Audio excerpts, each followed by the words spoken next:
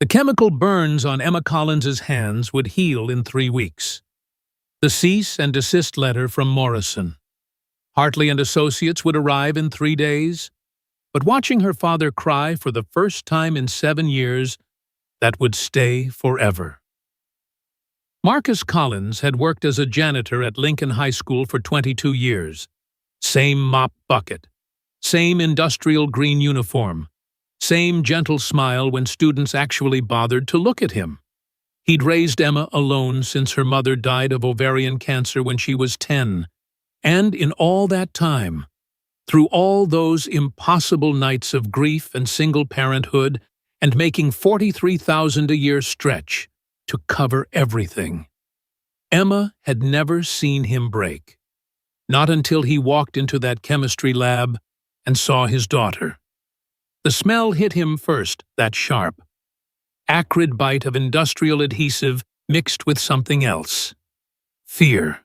Raw, animal fear that comes from a 17-year-old girl who can't move her hands, can't get free, can't understand and why anyone would do this to her. If you're feeling that rush of what's going to happen next, hit that like button. It really helps more people discover these stories. And if you want to share where you're watching from, drop it in the comments below. For those who want to support more stories like this one, there's a thanks button right under this video. Every contribution, no matter how small, helps me bring you more inspiring tales of courage and standing up for what's right. Thank you for being here. Now, let's see what happens when push comes to shove. "Dad," Emma whispered, and her voice was so small, so different from the girl who'd made him French toast that morning, badly burnt on one side because she'd been reading while cooking, again. The chemistry lab at Lincoln High looked like any other black-topped tables. Emergency shower in the corner. Periodic table posters curling at the edges. But in the middle of it all sat Emma, her palms flat against the table, fingers spread wide, unable to lift them even a millimeter. The superglue had been applied liberally, professionally almost, creating a seal that might as well have been concrete. Tyler Morrison and his crew had already fled, but their laughter still seemed to echo off the walls. Marcus dropped his mop. The handle clattered against the linoleum, a sound that would replay in Emma's dreams for months. He moved with the careful precision of a man who'd learned to fix things because he couldn't afford to pay someone else to do it. From his cart, he pulled out a bottle most people wouldn't recognize industrial solvent. The kind janitors keep for the worst messes. The ones that won't come clean with normal methods. "Don't pull," he said softly, kneeling beside her chair. "You'll tear the skin." Emma nodded, tears sliding down her cheeks in silent rivers. Not from pain, not yet, but from humiliation, from the injustice of it all, from the crushing weight of being 17 and powerless in a world that kept telling her she should stand up for herself while simultaneously punishing her every time she tried. As Marcus worked, drops of solvent carefully applied around the edges of her palms, he asked the question every parent asks, even when they already know the answer. "Who did this to you?" "It doesn't matter," Emma said. But it did matter. It mattered in ways that would ripple through the halls of Lincoln High, through the marble corridors of the courthouse downtown, through the walnut-paneled offices of Morrison, Hartley and Associates, where men in $2,000 suits would soon be drafting documents designed to silence a teenage girl who'd committed the unforgivable sin of witnessing vulnerability. 3 hours earlier, Emma had been walking past the boys' bathroom on the 3rd floor, the one hardly anyone used because it was too far from everything. She'd heard crying, not the angry, frustrated tears of a teenager who'd failed a test or lost a game, but the deep, gutting sobs of someone whose world had collapsed. She'd paused. Maybe she should have kept walking. Maybe that would have been the smart thing to do. But Emma Collins had been raised by a man who stopped to help strangers change flat tires, who kept jumper cables in his truck just in case, who believed that kindness wasn't weakness even when the world kept trying to prove him wrong. So she'd knocked gently. "Are you okay in there?" The crying stopped abruptly. A moment later, the door swung open, and there stood Tyler Morrison, captain of the football team. Son of Richard Morrison of Morrison Construction, owner of a black BMW that cost more than Marcus Collins made in a year.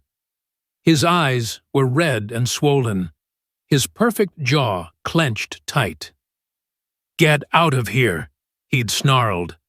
But Emma had seen the phone in his hand. The news article still glowing on the screen. Morrison Construction CEO indicted on federal corruption charges, FBI raids offices. Their eyes met for one horrible moment. In that instant, Emma saw everything: the fear, the shame, the crushing weight of a legacy built on lies. And Tyler saw that she saw.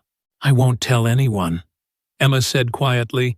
Tyler's laugh was bitter, broken. "Yeah. And why should I believe you?" She shrugged. "Because I know what it's like to have your world fall apart." For a second, something shifted in Tyler's face. The mask slipped just a little further. Then, like watching someone pull on armor, she saw him rebuild his walls, brick by brick. "You don't know anything about me," he said coldly. "And if you tell anyone about this, I won't." But Tyler Morrison had learned from his father that promises were just weapons people hadn't used against you yet. The bullying started small, a accidentally on-purpose shoulder check in the hallway. Emma's locker painted with the word "snitch" in red spray paint that took Marcus 40 minutes to clean off after his shift. Comments whispered just loud enough for her to hear, "Some people don't know their place. Daddy's little janitor girl thinks she's special." Emma kept quiet. She'd made a promise, even if Tyler didn't believe it. Besides, she'd dealt with worse.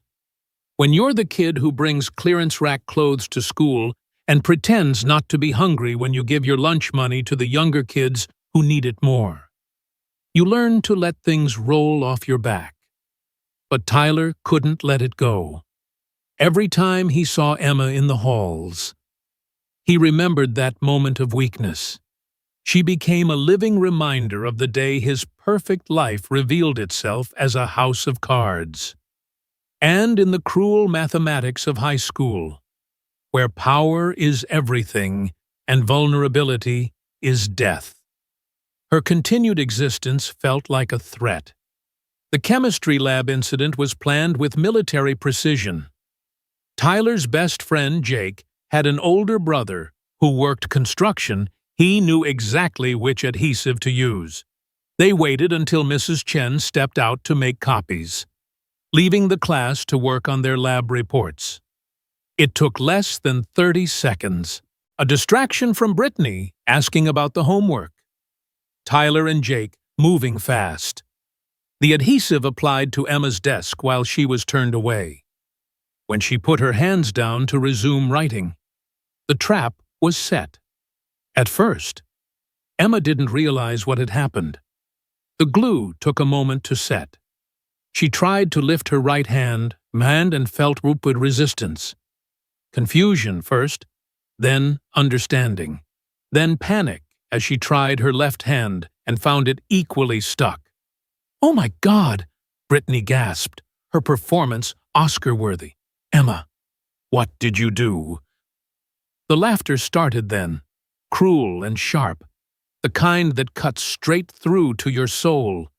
Other students pulled out their phones, recording her struggle, her growing panic, the tears she couldn't stop. "Maybe she's praying," Tyler said loudly. praying her daddy can afford a lawyer when my family sues her for defamation. That was when Emma understood this wasn't just about humiliation anymore. This was a warning. Mrs. Chen returned to chaos. Students laughing, phones out, Emma trapped and crying. The teacher's face went from confusion to horror to rage in 3 seconds flat. "Everyone out, now!" Her voice could have cut glass. "Except you. Mr. Morrison, you stay right here." But Tyler just smirked. "I didn't do anything. Mrs. Chen, I was across the room the whole time." "Right.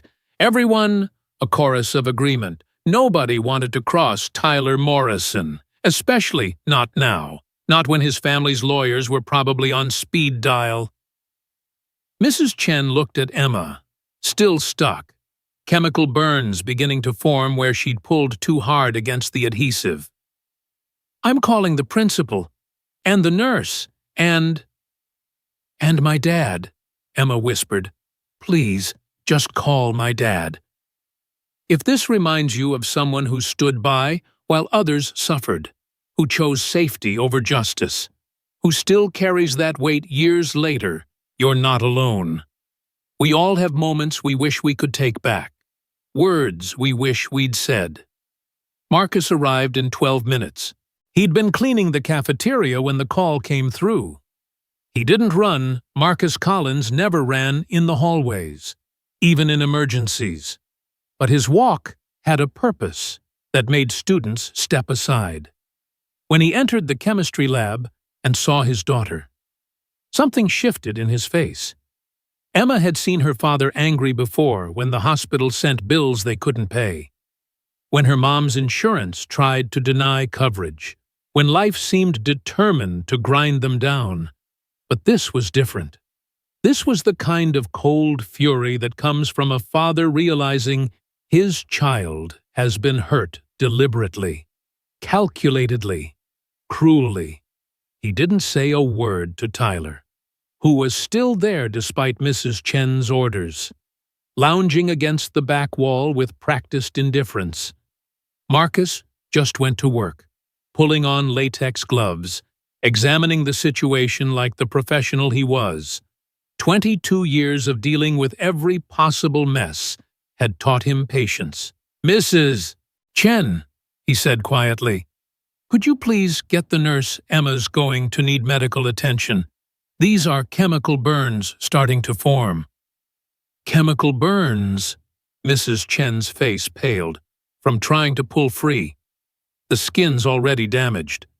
He looked up then, and his eyes found Tyler's.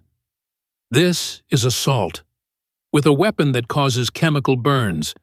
In Michigan, that's a felony." Tyler's smirk faltered for the first time. Marcus turned back to his daughter. "Baby girl, this is going to sting a little, but I'm going to get you free. Trust me." Emma nodded. She'd always trusted him, even when the world gave them every reason not to trust anyone. She trusted her father, as he worked, carefully applying the solvent. Marcus spoke in the same calm voice he'd used when she was 7 and had gotten her head stuck between the porch railings. "You know, Emma, your mom used to say that the worst bullies are the ones who are hurting the most. That hurt people hurt people."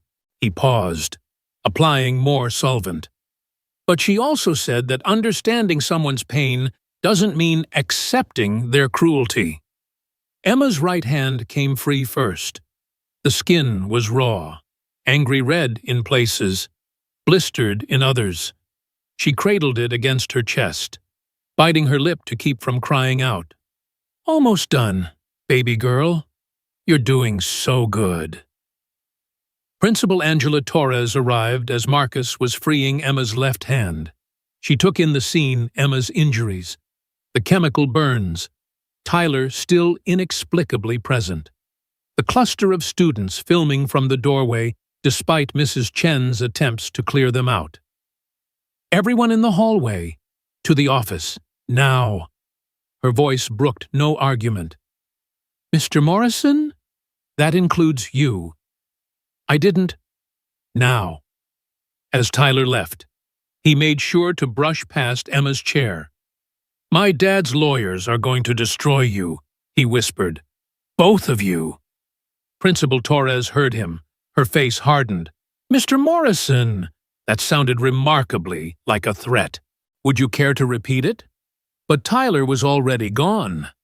Pulling out his phone, no doubt calling Daddy's lawyers before he even reached the office. The nurse arrived with ice packs and burn cream. She took one look at Emma's hands and shook her head. She needs the ER. These are second-degree burns in some places. I'm calling an ambulance. I'll drive her, Marcus said quickly. Ambulances cost money they didn't have, even with his union insurance. Mr. Collins, with all due respect, this needs to be documented properly. The paramedics will photograph everything. Create an official record. You're going to need that. Marcus looked at Principal Torres. Something passed between them. An understanding built from years of Marcus being the invisible man who kept the school running while she fought budget cuts and political pressures, and parents who thought their donations meant their kids were untouchable. We'll handle the ambulance bill, Principal Torres said quietly. The school has emergency funds for situations like this. Situations like this?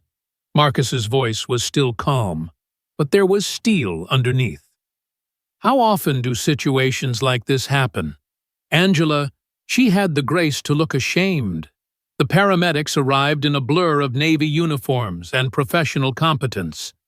They documented everything: the burns, the adhesive residue, Emma's vital signs. One of them, a young woman with kind eyes, squeezed Emma's shoulder. I've seen this before, she said quietly. Not here, but at other schools. You're going to be okay, honey, but you need to tell the police everything. The police? Emma looked at her father, panic rising again. The paramedic nodded. Hospital has to report this. Chemical burns from an assault. That's mandatory reporting. Someone did this to you on purpose, and that's a crime. As they loaded Emma onto the gurney, Marcus following behind, Tyler Morrison stood in the principal's office, phone pressed to his ear. Dad? We have a problem. That janitor's kid. Yeah, the one I told you about. She's trying to make trouble. No, I didn't. Okay, yeah, but... Dad, listen, she knows. About you. About the FBI thing. I know. Just, what do I do? Richard Morrison's voice was cold. Efficient. You do nothing. You say nothing. I'll handle this. Hartley's already on his way to the school. And Tyler. Next time you want to play games, remember we don't leave evidence, we don't get caught. And we definitely don't create witnesses who need emergency medical treatment. It was just supposed to scare her. Supposed to doesn't hold up in court. Son, now shut up and let the adults clean up your mess. Again. The line went dead. Tyler stared at his phone, his father's words echoing. Again. Always again. Always someone else cleaning up. Always another mess to bury with money and threats, and lawyers who knew how to make problems disappear. But Emma Collins wasn't going to disappear. And Marcus Collins, for all his gentle ways and soft voice, had 22 years of union meetings under his belt. He knew his rights, he knew the law, and he knew that, sometimes, David doesn't need to beat Goliath sometimes. He just needs to make sure everyone's watching when Goliath shows his true face. At the hospital, as a doctor carefully treated Emma's burns, a police officer named Rodriguez took their statement. He was young, earnest, trying to do the right thing in a city where the right thing often came with a price tag. You understand what you're alleging here? He asked carefully. Tyler Morrison, that's Richard Morrison's son. Morrison Construction. They've got a whole firm on retainer. Hartley and Associates doesn't play nice. I understand, Marcus said quietly. I also understand that my daughter has second-degree chemical burns from an assault that was premeditated and executed on school property. I understand that there were witnesses, and I understand that in the state of Michigan, assault with a caustic substance is a felony punishable by up to 4 years in prison. Officer Rodriguez blinked. You've done your research. I've been a union member for 22 years. Officer, I know how to read bylaws, I know how to file grievances, and I know how to document everything.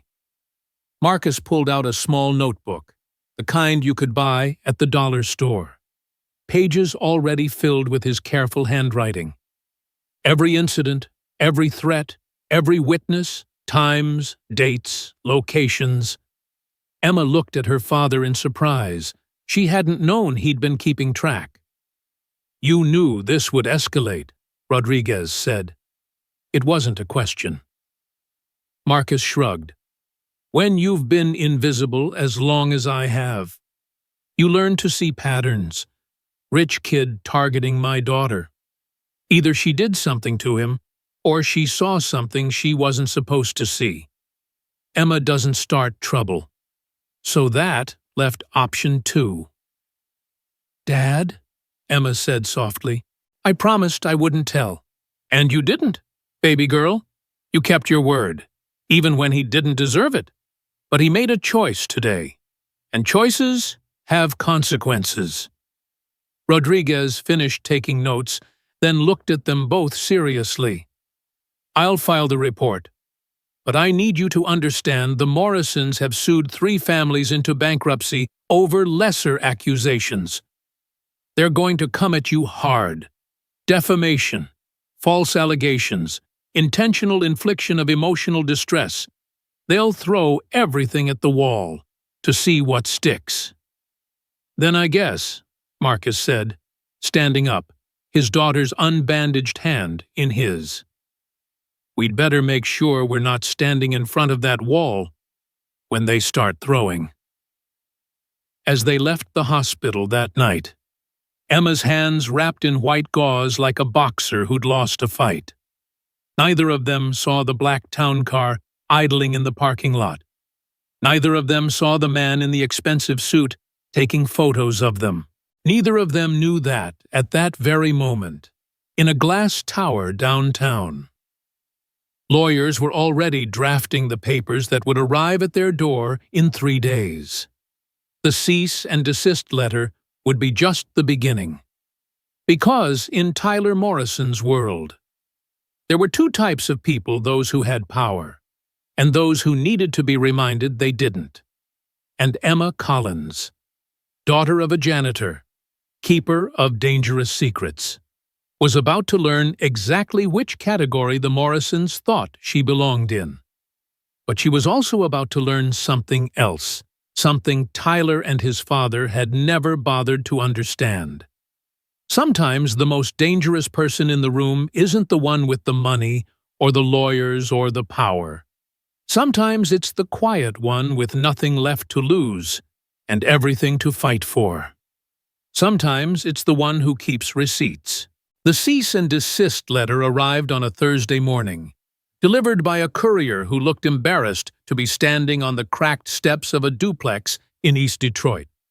Marcus signed for it while Emma ate breakfast, her hands still wrapped in fresh bandages. Morrison, Hartley and Associates, he read aloud, his voice steady. On behalf of our client, Tyler Morrison, demands that you immediately cease and desist from making false and defamatory statements, pursuing baseless criminal charges, attempts to extort. Emma's spoon clattered against her bowl. Extort? We haven't asked for anything. That's the point, baby girl. They're setting up their narrative, making us the aggressors. Marcus folded the letter carefully. They gave us 24 hours to respond. What happened next would become legend in the break rooms and union halls of Detroit. Marcus Collins, janitor, single father, Man who'd been invisible for 22 years. Made 3 phone calls. The first was to his union rep. The second was to a reporter at the Detroit Free Press who'd written about school violence. The third was to Sarah Mitchell. Sarah Mitchell didn't look like a legal warrior. 5'2", thrift store suits, and an office above a Vietnamese restaurant. She was the opposite of Morrison, Hartley and Associates glass tower downtown. But she'd built her practice on a simple principle: bullies always escalate until someone hits back harder. Chemical burns, she said, reviewing the medical reports. Premeditated assault. Witness intimidation. And now they're threatening you with litigation. She smiled, and it wasn't a nice smile. Oh, they just made my week. We can't afford, Marcus began. Pro bono. Sarah interrupted. I don't usually advertise this, but I was Emma once. Different school, different bully, but same story. Nobody stood up for me then, so now I stand up for kids like her. She pulled out her laptop, fingers flying across the keys. First thing, we file our response, but we don't play defense. We go on offense. Police report is already filed yesterday. Good. Now we demand an emergency school board meeting. Public forum. They want to threaten litigation. Let's do it where everyone can watch. Emma shifted uncomfortably. I don't want this to become some big thing. Sarah's expression softened. Honey, it already is a big thing. The moment Tyler Morrison decided to chemically burn your hands, it became big. The question now is whether it happens in the shadows where they're comfortable, or in the light where they can't hide. The next morning, Marcus arrived at work to find his supervisor waiting. Collins, we need to talk about your hours. 22 years. Perfect attendance. Never a complaint. But suddenly, budget cuts meant his full-time position was being reduced to part-time. Effective immediately. This wouldn't have anything to do with the Morrison situation, would it? Marcus asked quietly. His supervisor couldn't meet his eyes. I don't know what you're talking about. That afternoon, Emma discovered her early admission application to Michigan State had mysteriously developed issues. The counselor who'd promised to write her recommendation letter was suddenly too busy. Her AP chemistry teacher mentioned that her lab partner had requested a change. They're trying to isolate us, Marcus said that night, heating up leftover spaghetti. Make us feel alone. But they weren't alone.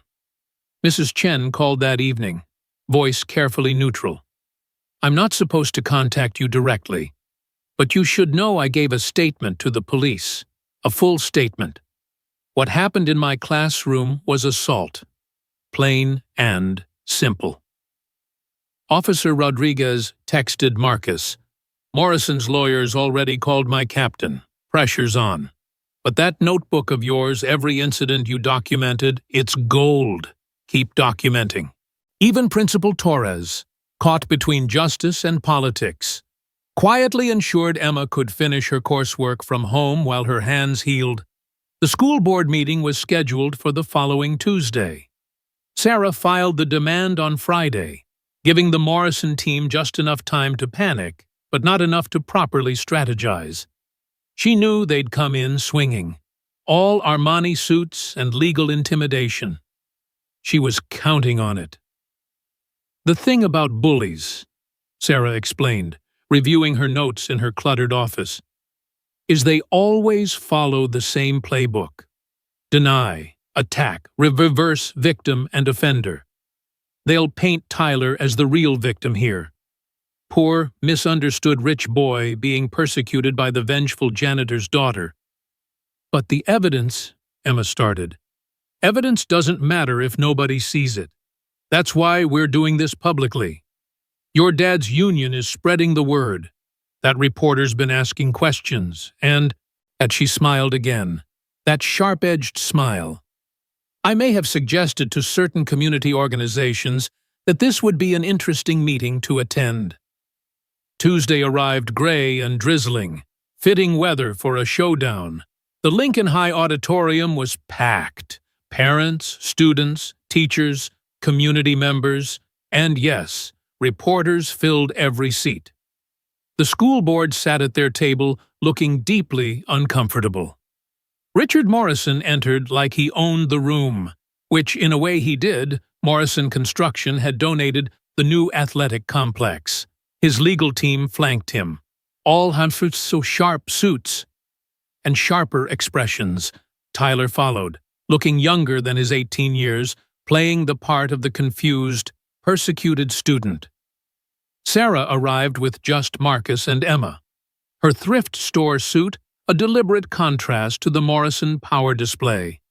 But she walked with the confidence of someone who'd already won and was just waiting for everyone else to realize it. The board chair called for order. We're here to discuss the incident in Mrs. Chen's chemistry class and the subsequent developments. Morrison's lead attorney, Hartley himself, stood first. Silver-haired, voice like aged whiskey. He painted a picture of a harmless prank gone wrong, of a young man already dealing with family stress, who was now being crucified for a moment of poor judgment. My client's son, Hartley intoned, is facing criminal charges. His future destroyed, his reputation shattered, all because of an unfortunate accident that's been blown wildly out of proportion by, he glanced at Emma, certain parties with ulterior motives. The crowd murmured, some nodded, money talks, even when it's lying. Sarah stood slowly. Mr. Hartley, quick question. How exactly does one accidentally apply industrial-strength adhesive to another student's desk? Is there a special class at Lincoln High where they teach precision chemical assault as an elective? Nervous laughter rippled through the crowd. Furthermore, Sarah continued, let's discuss the timeline. Tyler Morrison's prank occurred 3 days after Emma Collins witnessed him in a vulnerable moment. The same Emma Collins who, according to multiple witnesses, told him explicitly that she wouldn't share what she saw. So we have a young woman who kept her word, who showed compassion, who was then targeted with premeditated violence that left her with second-degree burns requiring ongoing medical treatment. She pulled out photographs. Emma's hands, raw and blistered. The crowd gasped. This isn't about a prank. This is about power. About a young man so terrified of appearing weak that he chemically burned a classmate who dared to see him as human. Hartley tried to object, but Sarah wasn't done. And then, when faced with consequences, what does the Morrison family do? They threaten litigation. They have Mr. Collins's hours cut. They interfere with Emma's college applications. They attempt to buy silence through intimidation. These are baseless accusations, Hartley started. That's when it happened. From the middle of the auditorium, someone stood up. Coach Williams, the football coach who'd been Tyler's biggest defender for 3 years. I have something to say. The room fell silent. Coach Williams never spoke at board meetings. I've been wrestling with this for days, he said, voice heavy. Tyler Morrison was one of my best players. I've protected him, made excuses for him, looked the other way more times than I can count. But I can't do it anymore. He pulled out a USB drive. After the junior locker room incident last year, the one that got buried, I installed a camera in my office. My own camera, not connected to the school system. It overlooks the hallway outside the chemistry lab. The board members exchanged panicked looks. Hartley's face went pale.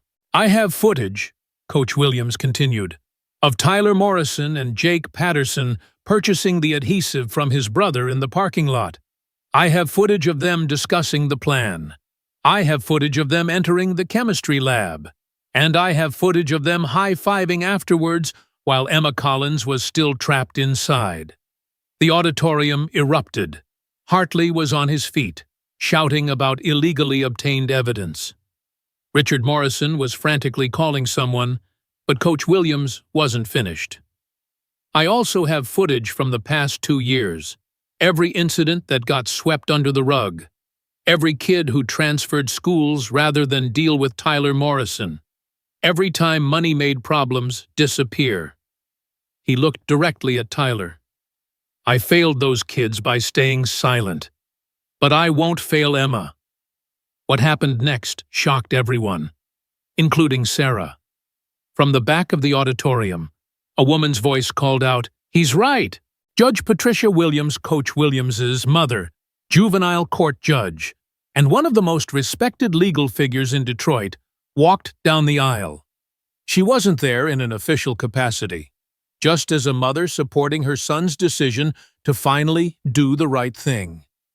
I'm not here as a judge," she said carefully, "but as someone who spent 30 years watching what happens when power goes unchecked, when we sacrifice justice for comfort, when we allow wealth to weaponize our legal system against those who can't afford to fight back." She looked at the board members. "You have a choice. Handle this correctly, or explain to the federal investigators already looking into Morrison construction why you helped cover up witness intimidation." The word federal changed everything. Richard Morrison's phone calls became frantic. Hartley huddled with his team, and in the middle of all that chaos, something unexpected happened. Tyler Morrison started crying. Not the performative tears of a caught bully, but the same broken sobs Emma had heard in that bathroom. The mask didn't just slip. It shattered completely. "I'm sorry," he said, voice cracking. "I'm so sorry. I couldn't. She saw me weak and I couldn't handle it. My dad always says weakness is death, and I just wanted her to hurt like I was hurting." His father hissed at him to shut up. Hartley tried to physically pull him back, but Tyler was done. "They want me to lie," he said, looking at Emma. "Say it was an accident. Say you started it. Say anything except the truth. But I'm tired of lying. I'm tired of being this person. I did it. All of it. And it wasn't the first time." The auditorium was silent, except for the scratch of reporters' pens. Richard Morrison's face was purple. "You're destroying your future. You destroyed it," Tyler screamed at his father. "You destroyed everything. Our whole life is built on lies and threats and hurting people who can't fight back." Well, they're fighting back now. And you know what good? In the chaos that followed Hartley trying to claim diminished capacity, board members calling for order, reporters shouting questions, Sarah quietly approached Emma and Marcus. "They're going to offer a settlement," she whispered. "Big money, NDAs, sealed records. You could probably get enough to pay for college, and then some."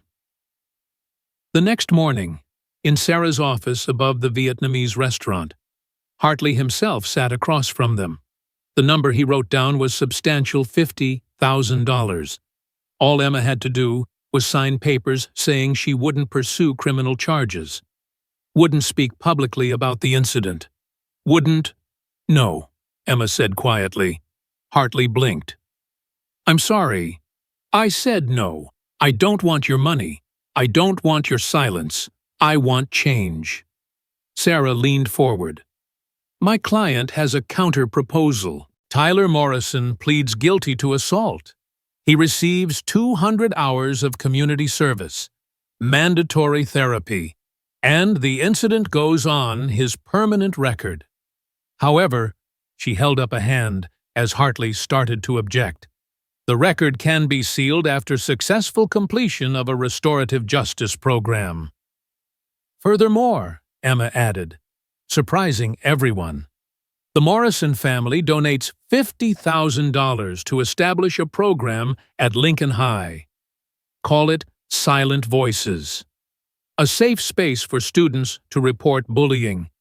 With legal advocacy, Sarah has agreed to volunteer and real consequences for perpetrators regardless of their family's bank account. Marcus squeezed his daughter's hand. The program would be overseen by a board including students, teachers, parents, and community members, not just donors. Hartley looked at them like they'd spoken in tongues. You're turning down $50,000 for, what, some feel-good program for change, Emma said simply. So the next kid who sees someone vulnerable doesn't have to end up with chemical burns for showing compassion. It took 3 more meetings, 2 with Tyler present. The second time, he spoke directly to Emma. I know sorry doesn't fix anything, he said, but I am sorry, and I want to be better. My mom's finally getting help for her drinking. My dad's probably going to prison. Everything's falling apart. But maybe it needed to. 6 months later, Silent Voices officially launched at Lincoln High. Sarah ran legal workshops. Coach Williams led discussions on toxic masculinity and athletic culture. Tyler, as part of his community service, spoke to younger students about the pressure to be perfect, the fear of vulnerability, the way hurt people hurt people. Emma's hands healed, though faint scars remained. She got into Michigan State on her own merit, with a full scholarship based on an essay about justice, compassion, and the courage to refuse silence. Marcus got his hours back after the union filed a grievance. He still pushes the same mop bucket through Lincoln High's halls, but now students nod and smile. He's not invisible anymore. Judge Patricia Williams, at the program's launch, said something that stayed with everyone who heard it. Justice isn't about punishment. It's about preventing the next harm. It's about healing not just individuals, but communities. What Emma Collins did, choosing restoration over retaliation, that's the kind of justice that actually changes things. Tyler Morrison will never play college football. That dream died in a chemistry lab with the smell of industrial adhesive. But he's studying social work now, wants to be a counselor for at-risk youth. He keeps a photo on his desk, not of his glory days on the field, but of the first Silent Voices meeting where he told his story, and 5 kids came up afterward to share theirs. The last time Emma saw Tyler. They passed in a Detroit coffee shop. He was with his mother, both of them clear-eyed and present in a way they'd never been before. He started to speak, maybe to apologize again, but Emma just nodded. Some conversations don't need words. Some healing happens in silence. But the silence isn't empty anymore. It's full of possibility, of change, of voices that refuse to be superglued shut. And in the halls of Lincoln High, where a janitor's daughter once sat trapped and afraid, there's now a small office with a simple sign, Silent Voices Speak Up. Stand up. Rise up. The door is always open. 3 years later, Emma Collins stood before a packed auditorium at Wayne State University Law School, delivering the keynote for their annual Justice Symposium. Her hands moved expressively as she spoke, the faint scars catching the light permanent reminders that some lessons are written on our bodies. My father cried that day, she said, her voice carrying to the back rows. Not because of what they did to me, but because he thought he'd failed to protect me. It took me years to understand he hadn't failed. He'd shown me that real strength isn't about never breaking. It's about what you build from the pieces. In the audience, Marcus Collins sat in his security uniform, He'd been promoted to head of building maintenance at the university. Beside him, Sarah Mitchell took notes for her expanding practice. Even Tyler Morrison was there, fresh from his master's graduation, headed to work with youth in juvenile detention. Justice, Emma concluded, isn't just about making things right. It's about making sure the next person doesn't have to fight the same battle alone. The chemical burns had healed in 3 weeks. The cease and desist letter had become a teaching tool in Sarah's workshops. But that moment of seeing her father's tears that had transformed into something else entirely. It had become purpose.